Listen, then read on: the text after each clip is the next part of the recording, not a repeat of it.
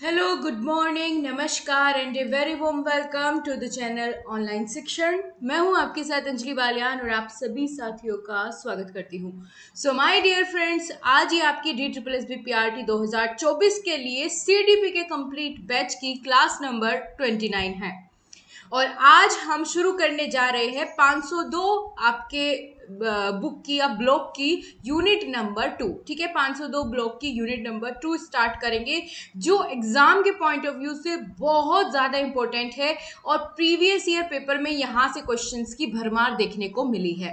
और हाँ गाइज, मैं आपको ये भी साथ के साथ क्लियर करती हुई चलूँ कि जिन नोट्स को बना करके मैं आपको पढ़ा रही हूँ, सिखा रही हूँ, ये नोट्स मैंने ऑथेंटिक सोर्स जैसे कि NIOS DLED की बुक्स और इग्नू BEd की बुक्स को यूज करके मैंने बनाए हैं, ताकि कोई भी पॉइंट जो है गलत ना हो और ऑथेंटिक चीजें आपको देखने को मिले। इसके साथ साथ मैं पिछली 3 क्लासेस से हर क्लास में टॉपिक के साथ साथ उसके प्रीवियस पेपर और कुछ एक्स्ट्रा MCQs जो वहां से बन सकते हैं, इंपॉर्टेंट MCQs, वो मैं आपको साथ साथ कराती हूँ। सो चलिए आज भी अपनी इस शानदार सी क्लास की करते हैं शुरुआत और बेहद दमदार तरीके से अपने आज के इन महत्वपूर्ण टॉपिक्स को कवर करेंगे। अगर आप चैनल पर नए हो तो चैनल को सब्सक्राइब कर बेल आइकन का बटन जरूर प्रेस कर लीजिए। तो चलिए शुरू करते हैं। सो गाइस, यूनिट नंबर 2 की शुरुआत होने जा रही है 502 ब्लॉक की, जिसका नाम है approaches to learning and teaching. Teaching और लर्निंग के अधिगम और शिक्षण के कौन कौन से दृष्टिकोण हैं, उन पर हम बात करेंगे। बाइलिंगुअल आपको सारे नोट्स मिलने वाले हैं, आगे आप देखोगे जैसे जैसे, तो बाइलिंगुअली सारी चीजें हैं। ठीक है, सो सबसे पहले एक बार ओवरव्यू ले लेते हैं कि भैया कितने अप्रोच होते हैं जिनको आपको जानना है इस यूनिट में, है ना। कितने टाइप के टीचिंग लर्निंग अप्रोचेस है, तो there are 5 types of teaching learning approach. कौन कौन से? फर्स्ट है टीचर सेंटर्ड अप्रोच, है ना, subject centred approach, learner centred approach, competency based approach और कंस्ट्रक्टिविस्ट अप्रोच। ये 5 अप्रोच, इनको हम इस यूनिट में कवर कर रहे होंगे। आज हम सिर्फ 2 करेंगे, टीचर और लर्नर सेंटर्ड अप्रोच। ठीक है, इन दोनों के बीच में क्या डिफरेंस है, इनके कैरेक्टरिस्टिक्स, इनकी लिमिटेशन, जहां जहां से क्वेश्चन बना है हर चीज आपके सामने एक एक करके आएगी। So first one is teacher centred approach. जैसे कि आप देख रहे हैं, इसको नाम से ही हमें कुछ कुछ अंदाजा लग रहा है। क्या अंदाजा लग रहा है? कि टीचर सेंटर्ड अप्रोच में सबसे ज्यादा जो फोकस रहने वाला है वो रहेगा टीचर पर। तो चलो देखते हैं कैसे रहेगा टीचर पर। सो टीचर सेंटर्ड अप्रोच यानी शिक्षक केंद्रित दृष्टिकोण। In teacher-centered approach, the teacher is the dominant factor.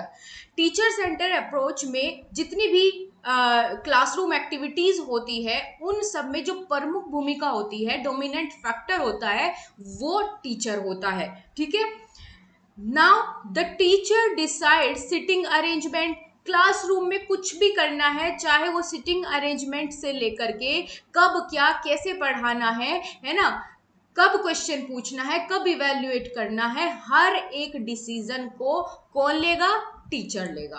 क्योंकि भैया टीचर सेंटर्ड अप्रोच है, हर चीज टीचर के मन के मुताबिक चलेगी, बच्चों का इसमें कोई रोल नहीं रहता है, वो सिर्फ एक पैसिव लर्नर की तरह चीजों को सीखते हैं। ठीक है, इतनी चीजें समझ में आई। हमने यहाँ क्या क्या पॉइंट निकाले कि टीचर सेंटर्ड अप्रोच में हर क्लासरूम एक्टिविटीज में डोमिनेंट फैक्टर किसका रहेगा? टीचर का रहेगा। इसके साथ साथ हमने ये सीखा कि कोई भी एक्टिविटी हो, चाहे वो क्लासरूम में सिटिंग अरेंजमेंट से लेकर के कि कैसे बच्चे को बैठना है, उससे कब क्या कैसे पढ़ाना है, कौन से प्रश्न पूछने हैं, कब उनका मूल्यांकन करना है, ये सारी चीजें कौन तय करेगा? टीचर करेगा। ठीक, अब आप कहेंगे कि मैम इतना तो बड़ा साधारण सी चीजें हैं, ये तो पता है ना। चलो आगे देखते हैं। The teacher knows all that a learner needs. ये यहां पर बड़ी मजेदार बात इन्होंने बोल दी कि इस अप्रोच में ये कहा गया है कि टीचर सब कुछ जानता है। जो एक बच्चे को जानना आवश्यक है, वो एक टीचर सब कुछ जानता है। इसीलिए यहाँ पर टीचर को जो है सेंटर में रखा गया है। And can transmit knowledge and skills to children. यानी शिक्षक वो सब जानता है जो कि एक शिक्षार्थी को जानना चाहिए, और ज्ञान और कौशल को ये क्या करता है? ट्रांसमिट करता है बच्चों में। ओके, इसके अलावा यहां से देखो, जो ऊपर हमने जाना ये तो है ही इंपॉर्टेंट, लेकिन जहां से प्रीवियस पेपर में भी क्वेश्चन बना है, ये एक लाइन आपको ध्यान रखनी है। चलो देखते हैं। यहाँ एक डेफिनेशन है, या यूं कह लो यहाँ पर एक नया पॉइंट देखने को मिलेगा आपको। The process of memorising and recalling from memory are two key process of this approach. जो ये हमारा टीचर सेंटर्ड अप्रोच है, इसमें फोकस किया जाता है कि बच्चे मेमोराइज करें, चीज़ों को याद रखें और ज़रूरत पड़ने पर उनको रिकॉल करें। ठीक है, उनको रिकॉल करें, रिप्रोड्यूस करें या फिर सामने लेकर के आए। Paulo Freire, the great educational thinker, designated this process as banking education। तो इस एजुकेशन को, जिसमें बच्चों को मेमोराइज करने पर जोर दिया जाए, उनको रिकॉल करने को कहा जाए, इस पूरे प्रोसेस को पोलो फिएरे ने बैंकिंग एजुकेशन, बैंकिंग शिक्षा का नाम दिया है। ठीक है, ये बैंकिंग एजुकेशन क्या होता है ये आपके प्रीवियस पेपर में आ चुका है। या पोलो फिएरे ने मेमोराइजेशन और रिकॉलिंग, जो कि एक फैक्टर है या प्रोसेस है टीचर सेंटर्ड अप्रोच का, है ना, उसको किस नाम से पुकारा है? तो बैंकिंग एजुकेशन के नाम से, बैंकिंग शिक्षा के नाम से पुकारा है। याद हो गया? बहुत इंपॉर्टेंट पॉइंट था। चलो आगे बढ़ते हैं। नाउ हम बात करेंगे दोस्तों, क्या क्या विशेषताएं हैं शिक्षक केंद्रित दृष्टिकोण की, या टीचर सेंटर्ड अप्रोच के कौन कौन से कैरेक्टरिस्टिक्स है, मुख्य बातें हैं। ठीक, चलो फर्स्ट है knowledge is transmitted from the teacher to student. यानी शिक्षक से, टीचर से स्टूडेंट में जो ज्ञान है, नॉलेज है, उसका वो हस्तांतरित होती है या ट्रांसमिट होती है। ओके, ये तो हमने ऊपर भी देख लिया। Now the focus is on teaching, instructing, directing rather than on learning. इसमें सीखने के बजाय टीचिंग करने पर, इंस्ट्रक्शन देने पर, उनको निर्देशन देने पर ज़्यादा जोर रहता है, ना कि सीखने पर, है ना। सीखने पर कोई जोर नहीं है टीचर का। टीचर को यहाँ पर बच्चे सीख रहे हैं, नहीं सीख रहे हैं, उनको कोई फर्क नहीं पड़ता। उनके हिसाब से जो है बच्चे सारे इंस्ट्रक्शन फॉलो करें, बच्चे टीचर की कही गई बातों को सुने, ठीक है, जैसा वो कहे वैसा करें। अब वो बात अलग है, बच्चे सीख रहे हैं कि नहीं सीख रहे हैं, उस पर टीचर का कोई ध्यान नहीं रहता इस वाले अप्रोच में। थर्ड है the content and method of teaching are decided by teacher targeting the average students. इसमें क्या करता है टीचर, जो है एवरेज स्टूडेंट्स को ध्यान में रख करके अपने टीचिंग टारगेट डिसाइड कर लेता है कि हमें कितना बच्चों को पढ़ाना है और कैसे पढ़ाना है। ठीक है,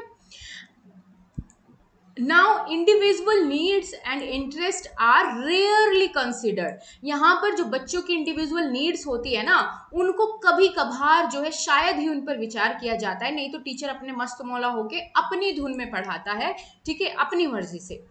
Now emphasize on passive listening, reading, writing and reproducing things taught by the teacher.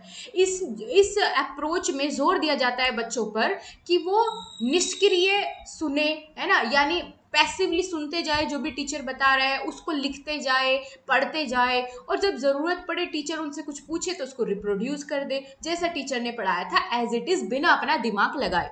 ठीक है, now students participation is dictated bye the teacher with little scope for debate and discussion. यहाँ पे बहुत ही थोड़ा बहुत जो स्कोप रहता है कि वह बच्चों की भागीदारी थोड़ी बहुत, अगर टीचर ही उनको कह दे कि चलो चर्चा करें, है ना, डिबेट करें, तो थोड़ी बहुत इसमें जगह है, नहीं तो कोई जगह नहीं है। बच्चों को यहाँ पर स्पेस नहीं मिलता है कि बच्चे अपने अकॉर्डिंग जो है चीज़ों को यहाँ पर रख पाए। ठीक है, now the teacher is mainly concern with completion या completing the कोर्स कंटेंट। यहाँ पर टीचर का पूरा ध्यान रहता है कि हम पाठ्यक्रम की जितनी भी सामग्री है उसको पूरा करा दे समय से, है ना। कोर्स कंप्लीट होना चाहिए, बच्चों को कुछ आए ना आए, कोर्स नहीं रुकना चाहिए। ठीक है, now classroom management depends entirely on teachers experience, capability and sometime whims.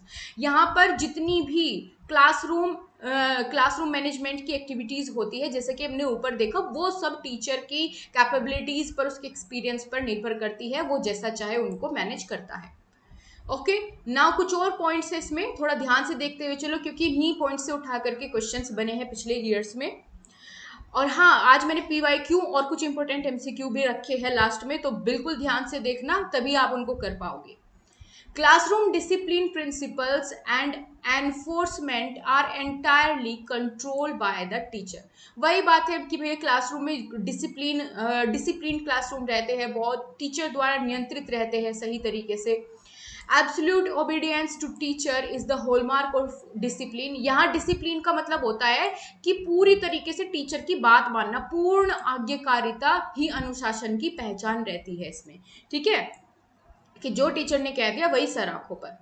Now extrinsic motivation यहाँ पर दिया जाता है बच्चे को, जैसे कि प्रेज करना, रिब्यूक करना, यानी उसको डांट फटकार लगानी, रिवॉर्ड देना, पनिशमेंट देना, ये सब जो है एक्सटर्नल या एक्सट्रिंसिक मोटिवेशन बच्चे को दिया जाता है, बाहरी प्रेरणा बच्चे को दी जाती है। बच्चे के अंदर खुद से कोई इच्छा नहीं होती कि वो खुद से सीखे, लर्न करे चीज़ों को, है ना। तो ये इसके सारे कैरेक्टरिस्टिक्स है।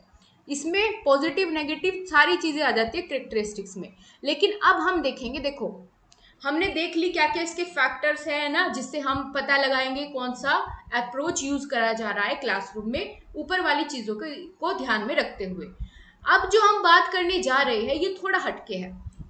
ये क्या है, अब हम ये देखेंगे कि ऐसा तो नहीं है कि भैया जो टीचर सेंटर्ड मेथड है ये बिल्कुल ही बेकार हो, नहीं ना कहीं हेल्प भी करता होगा, कहीं ना कहीं इसके कोई ना कोई पॉजिटिव एस्पेक्ट्स भी होंगे। जैसे एक सिक्के के दो पहलू होते हैं, है ना, वैसे ही हर एक चीज पॉजिटिव और नेगेटिव दोनों होते हैं। तो अब हम देखेंगे टीचर सेंटर्ड अप्रोच जो है कहाँ कहाँ उपयोगी होता है ना, जहां उसका इस्तेमाल करना बेहद सही माना जाता है। तो चलो देख लेते हैं क्या क्या इसके बेनिफिट्स है।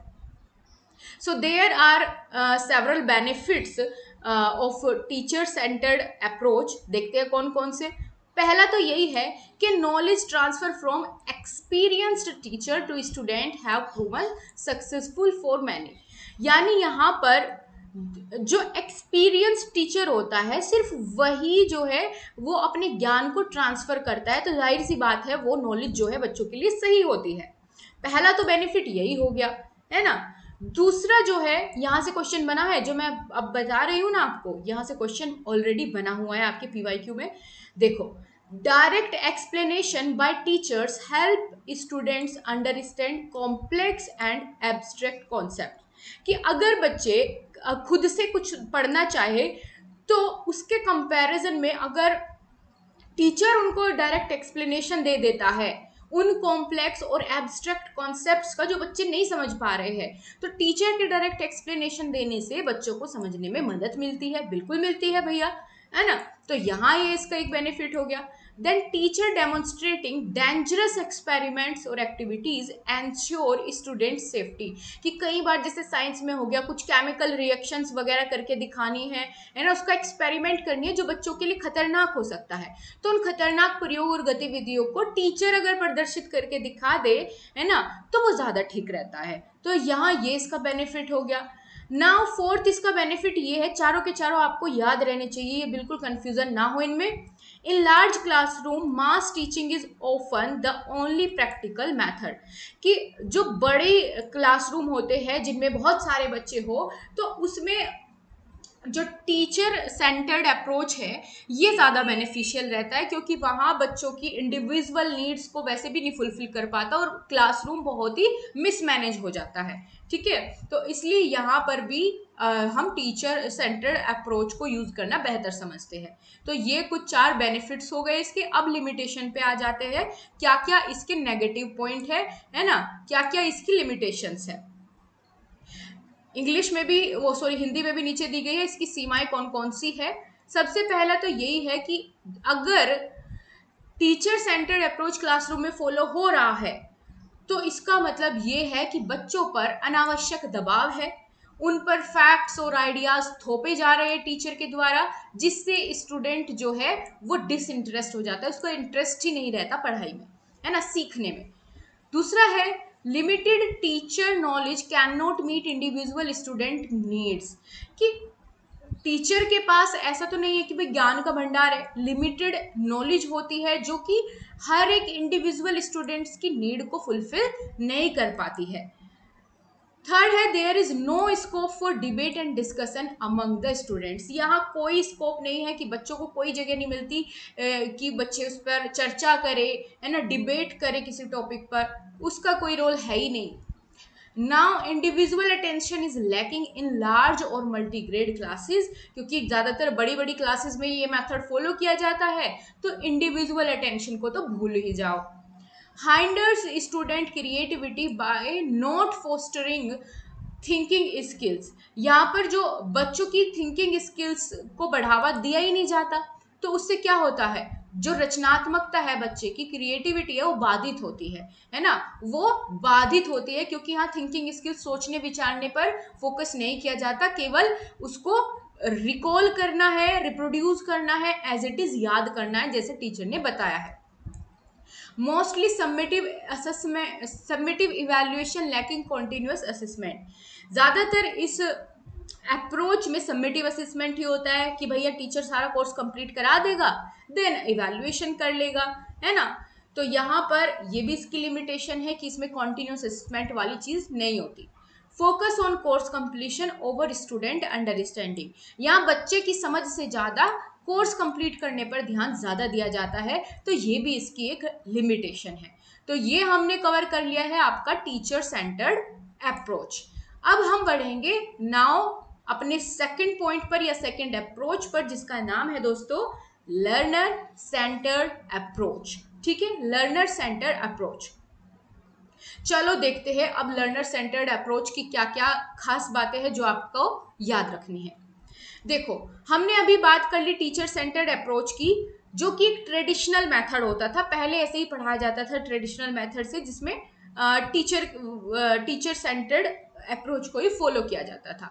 लेकिन आज के समय में आप लोग जानते हैं कि लर्नर सेंटर्ड अप्रोच जो है आज के समय में हर स्कूल्स में फॉलो हो रहा है, और खासकर जब से एनईपी 2020 आई तो लर्नर सेंटर्ड अप्रोच को बहुत ज़्यादा बढ़ावा और मिल गया है।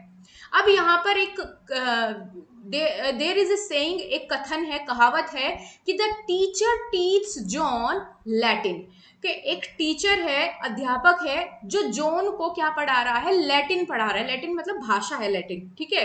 The teacher teach John Latin, teacher जो है जॉन को लैटिन पढ़ा रहा है।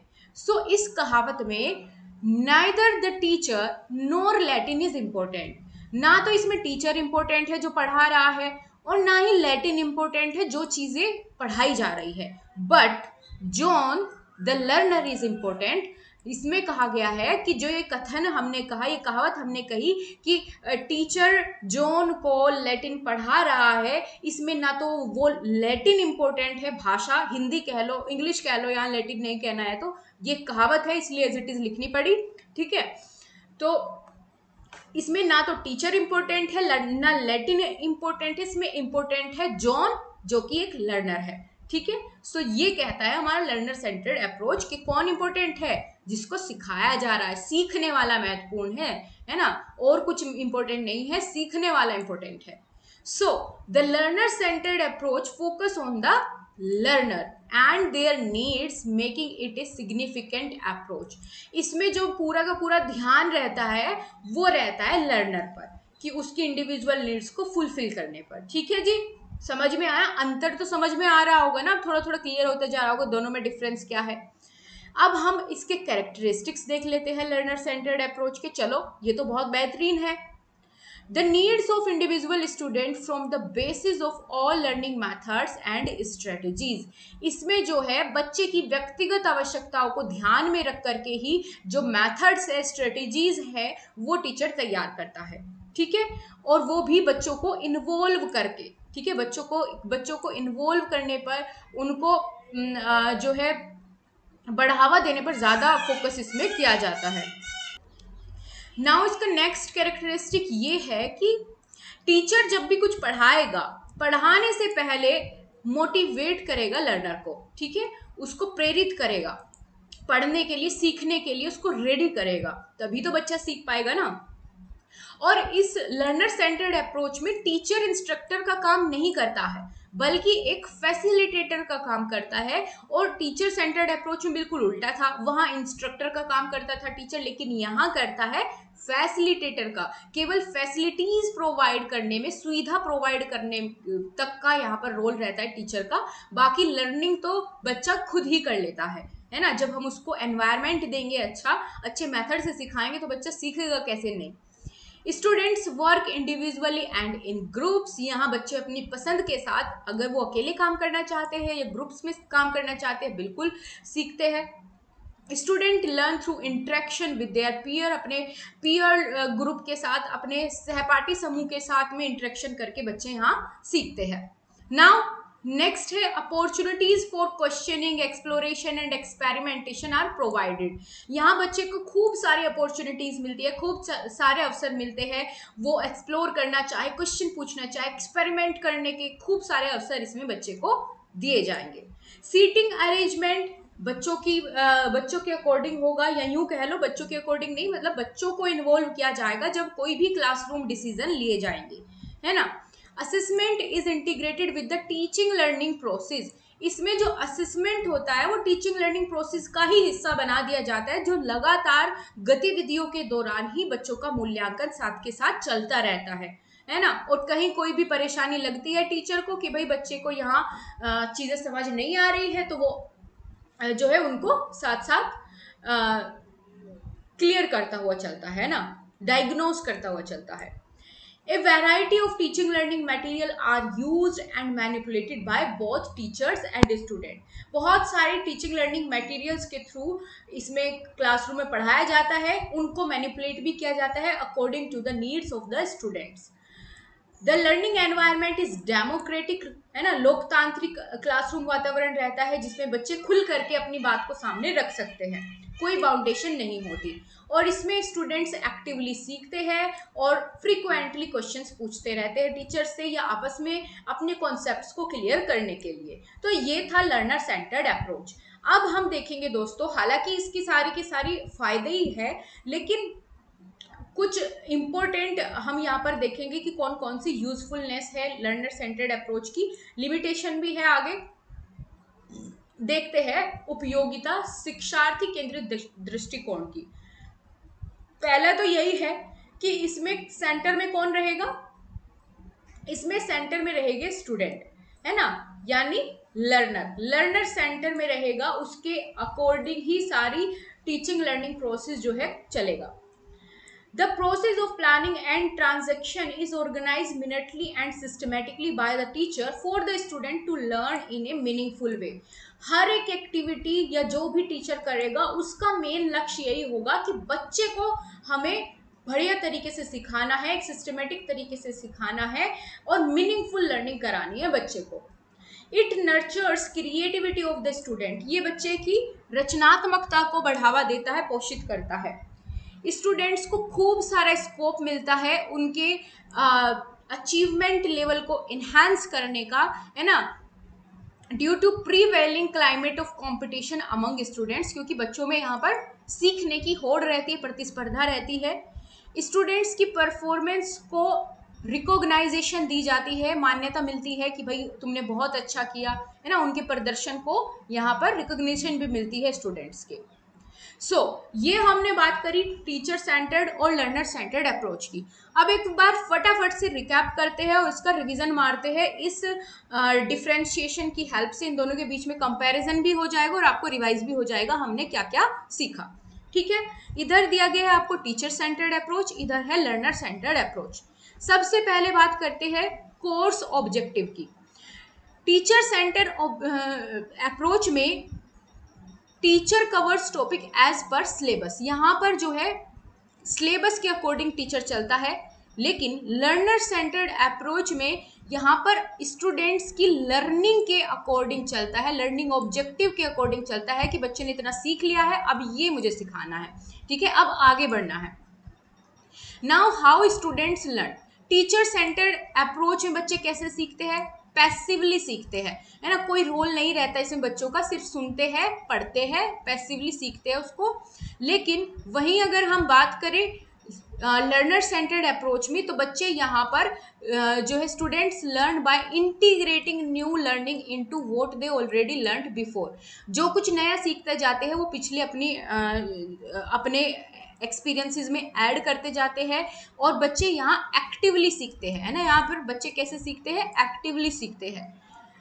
नाउ बात करें टीचर सेंटर्ड अप्रोच में, they take to independent learning for securing good score. यहाँ पर बच्चे अगर इंडिपेंडेंट लर्निंग करते भी है तो अपने स्कोर को बढ़ाने के लिए, है ना कि सीखने के लिए। लेकिन यहाँ पर बच्चे जो है खुद की लर्निंग को इम्प्रूव करने के लिए इंडिविजुअल लर्निंग करते हैं। यहाँ अगर हम बात करें टीचर की पेडागोजी क्या रहती है, तो ये सिर्फ और सिर्फ इंफॉर्मेशन डिलीवरी का काम करता है टीचर। लेकिन यहाँ जो है टीचर का काम होता है स्टूडेंट को एंगेज करना थ्रू डिफरेंट एक्टिविटीज, ताकि उनकी लर्निंग जो है वो मीनिंगफुल रहे, इम्प्रूव हो। Course delivery, lecture method apply किया जाता है टीचर सेंटर्ड अप्रोच में, ठीक है। असाइनमेंट एग्जाम्स जो है वो सबमिटिव होते हैं, यानी साल में एक बार अंत में करा दिए जाते हैं। कोई यूनिट टेस्ट वगैरह नहीं होता, है ना, कोई यूनिट प्लानिंग नहीं होती, यूनिट टेस्ट नहीं होता, एक बार आखिर में जा करके पूरा का पूरा इवैल्यूएशन कर लिया जाता है। वहीं अगर लर्नर सेंटर की बात करें, इसमें एक्टिव लर्निंग होती है ना, कोऑपरेटिव लर्निंग होती है, यानी बच्चे साथ में बैठ करके एक साथ प्रॉब्लम सोल्व करते हैं, सीखते हैं। बात करें रोल ऑफ टीचर, तो यहाँ पर टीचर सेंटर्ड अप्रोच में टीचर का रोल रहता है says on the stage and what is dictated must be followed, कि जो टीचर ने कह दिया है ना वो फॉलो होगा। लेकिन वहीं अगर बात करें लर्नर सेंटर्ड अप्रोच में, जो टीचर का रोल रहता है वो एज ए फैसिलिटेटर रहता है, ठीक है। She works with the students, यानी ही और she works with the students, teacher जो है बच्चों के साथ मिलकर के काम करता है। तो ये हमने देख लिया। साथ के साथ जो टीचर सेंटर्ड अप्रोच है इसमें रोट लर्निंग होती है ना। रोट लर्निंग को, रोट मेमोराइजेशन को बढ़ावा दिया जाता है, क्योंकि टीचर आता है, इंफॉर्मेशन पास करता है बच्चों के पास और चला जाता है। लेकिन यहाँ बच्चों को एंगेज होने का मौका मिलता है ना। टीचर जो है हेल्प करता है स्टूडेंट्स के लर्निंग ऑब्जेक्टिव को अचीव करने में, उनकी परफॉर्मेंस में मास्टरी हासिल करवाने में हेल्प करता है, और उनके स्टैंडर्ड को इम्प्रूव करने में हेल्प करता है टीचर एज ए फैसिलिटेटर। तो ये हमने देख लिया इनके बीच में डिफरेंस। अब चलते हैं अपने क्वेश्चंस की ओर फटाफट से। तो यहाँ आ जाते हैं आपके आज के महत्वपूर्ण questions. So question number 1 is on your screen. What should be the roles of teacher and learner in the teacher centered approach of education? teacher centered approach में क्या रोल रहता है यहाँ पर टीचर और लर्नर का, बताओ फटाफट से। Teacher is active, learner is passive. क्या टीचर सेंटर्ड अप्रोच में टीचर एक्टिव रहता है और लर्नर पैसिव रहता है? क्या ये बात सही है? लग तो रही है भाई, लेकिन आगे ऑप्शन भी देख लेते हैं। Teacher makes teaching learner active, learners को एक्टिव बना देती है टीचर्स की टीचिंग? नहीं ना, ऐसे तो नहीं होता, इसमें तो पैसिव रहते हैं ना। Learner acts and teacher facilitate learning? बिल्कुल नहीं। More than one of the above, none of the above. तो इसमें सही आंसर क्या हो जाएगा? बिल्कुल सही आपने चुनाव किया। Teacher is active and learner is passive. जो टीचर सेंटर्ड अप्रोच होता है इसमें एक टीचर सक्रिय भूमिका निभाता है और लर्नर जो है वो निष्क्रिय भूमिका में रहता है। सेकंड क्वेश्चन है, identify the practice example that follows teacher centred approach. इनमें से कौन सा एग्जाम्पल जो है उसको देख करके आपको समझ में आएगा कि इसमें टीचर सेंटर्ड अप्रोच फॉलो हुआ है। पहला है को कंस्ट्रक्टिंग, यानी साथ में मिलके स्टूडेंट्स और टीचर साथ में मिलके कुछ बना रहे हैं, क्रिएट कर रहे हैं, कंस्ट्रक्ट कर रहे हैं।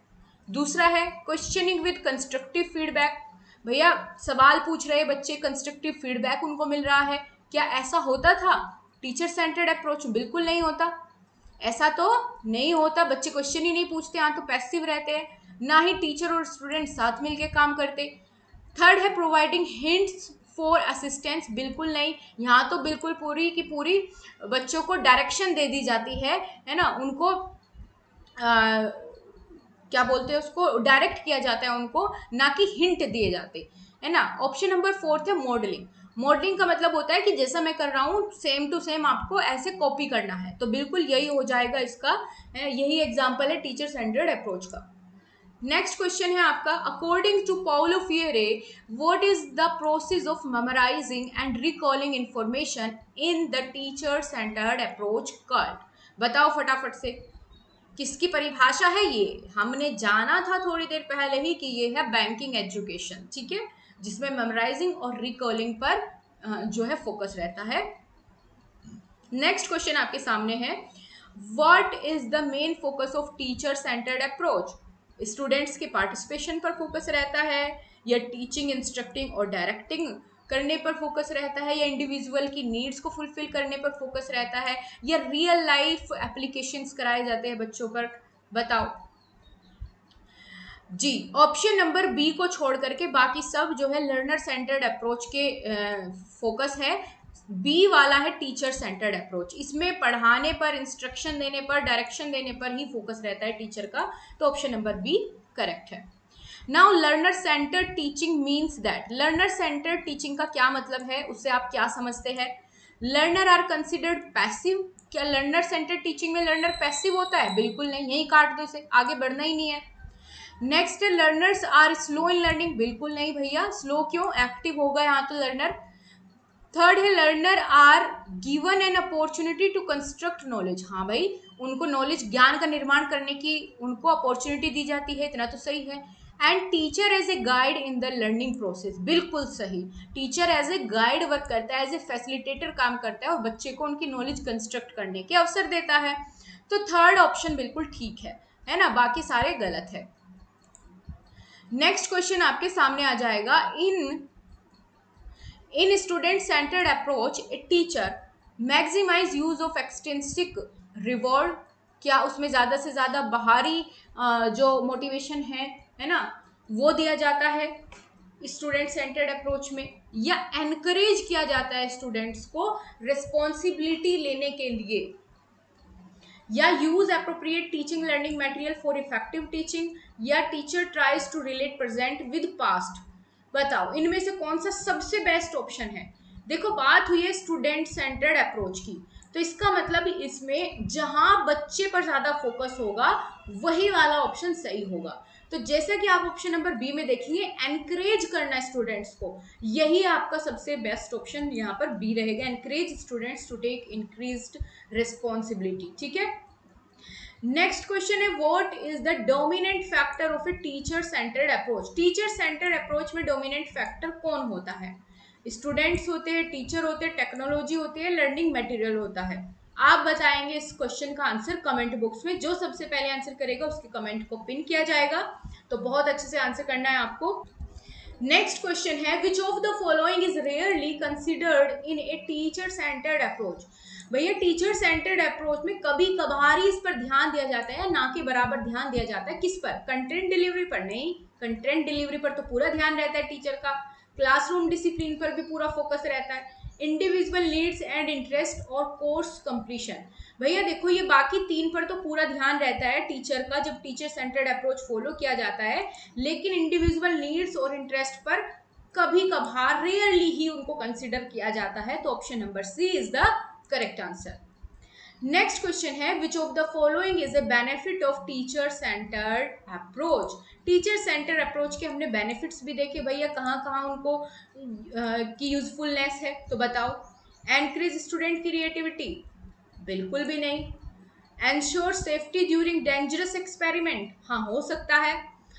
थर्ड है, प्रमोट डिबेट एंड डिस्कशन? कहाँ करवाए जाते हैं discussion debate? Focus on continuous assessment? कतई नहीं, सबमिटिव असेसमेंट पे ध्यान देता है टीचर। तो ऑप्शन नंबर बचा बी।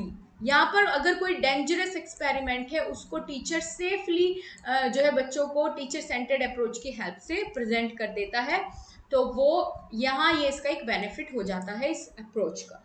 ठीक है जी, इतना समझ में आ गया सभी को? सो यहीं तक आज की हमारी ये क्लास थी, और आपको कैसा लगा मेरा प्रयास, कैसी लगी आज की क्लास, तो ज़रूर कमेंट करें। और वीडियो पसंद आई है तो दोस्तों लाइक करे बिना बिल्कुल मत जाए, क्योंकि इसी लाइक से मुझे मोटिवेशन मिलता है और आपके लिए मैं और अच्छा आगे प्रयास करती हूँ करने का। So please like the video because it's बिल्कुल फ्री। आपके कोई पैसे या कुछ चार्ज नहीं होता है कि अगर आप लाइक करेंगे तो आपके पैसे कट जाएंगे, ऐसा नहीं है। आपको बस उससे ये पता चलता है कि आप कंटेंट की वैल्यू कर रहे हैं, और मुझे भी अच्छा लगता है कि मैं आपके लिए इस तरीके से और काम करूं। So thank you so much guys, मिलते हैं आपसे नेक्स्ट क्लास में, तब तक के लिए नमस्कार, जय हिंद, वंदे मातरम।